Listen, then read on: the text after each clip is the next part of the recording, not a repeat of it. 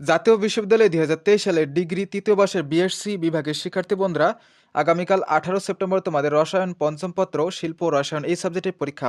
তো এই ভিডিওতে আমি শেষ মুহূর্তের ক, খ ও গ বিভাগের rocket special short suggestion share করব। আশা করি এখান থেকে তোমাদের 95% কমন থাকবে। তো প্রথমে আমরা দেখব ক বিভাগ, অতি সংক্ষিপ্ত প্রশ্নাবলী ও তার উত্তর। এখানে বাম সাইডে এবং ডান সাইডে প্রশ্ন ও তার উত্তর দেওয়া রয়েছে। তো আমি প্রথমে জুম করে বাম সাইডের প্রশ্ন ও তার উত্তরগুলো তোমাদেরকে দেখাচ্ছি এবং ধীরে ধীরে স্ক্রিনটি স্ক্রল করতেছি। তোমরা তোমাদের সুবিধা অনুযায়ী প্রশ্ন ও তার উত্তরগুলো পড়ে নেবে। তো চলো শুরু করি।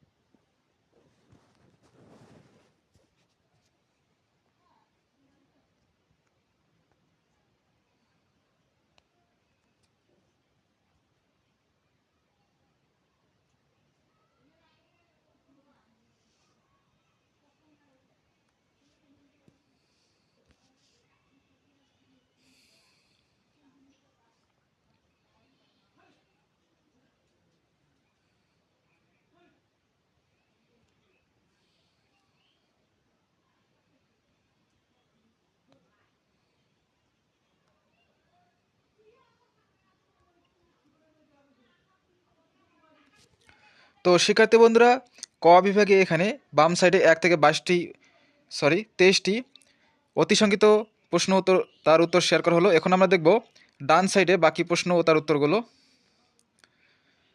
তো ডান সাইডে 24 থেকে শুরু, তো তোমরা দেখে নাও।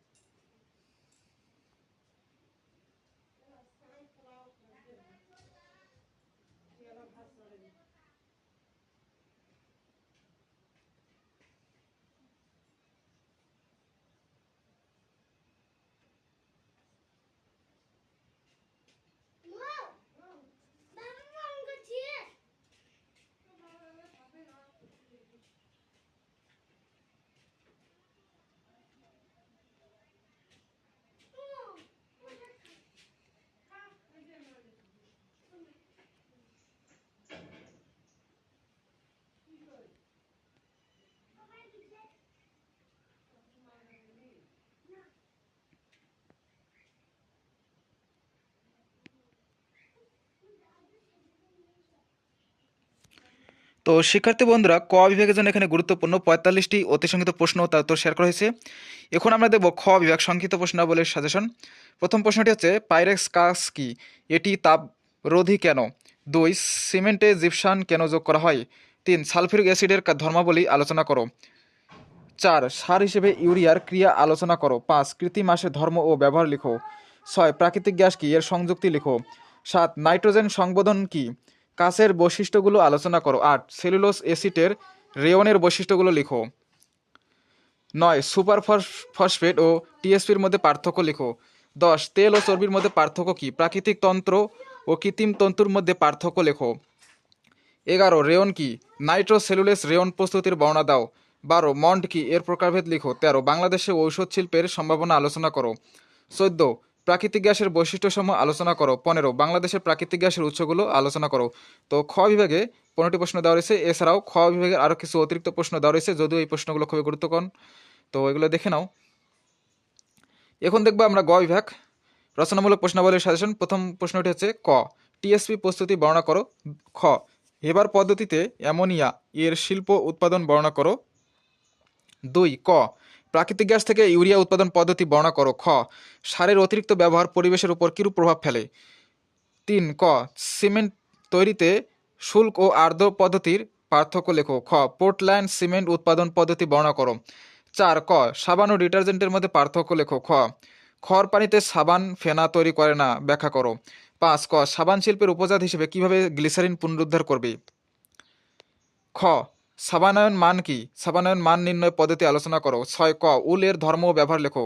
খ কাজকে অতি শীতলকৃত তরল বলা হয় কেন? 7 ক বাংলাদেশের শিল্প খাতে নবায়নযোগ্য জ্বালানির সম্ভাবনা যাচাই করো। খ সেলুলোজ কি? ইহার প্রাকৃতিক উৎস বর্ণনা করো। 8 ক টিএসপি সারের উৎপাদন সমীকরণ সহ লেখো। খ নাইট্রোজেন সংবন্ধন কি? বর্ণনা করো।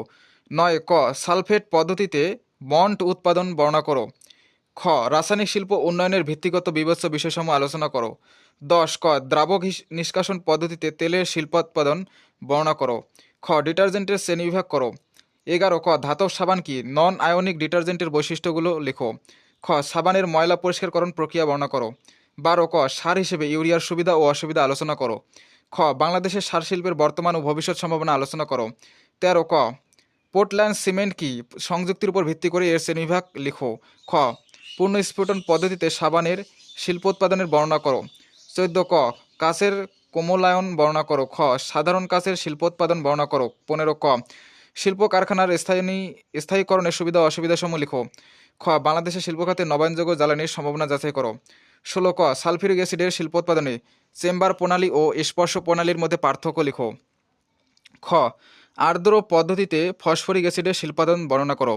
তো শিক্ষার্থী বন্ধুরা গ থেকে 16টি প্রশ্ন দেওয়া রয়েছে ক খ করে। তো এখানে কিছু টিকা এবং অতিরিক্ত প্রশ্ন দেওয়া হয়েছে, তো টিকাগুলো তোমরা দেখে নাও।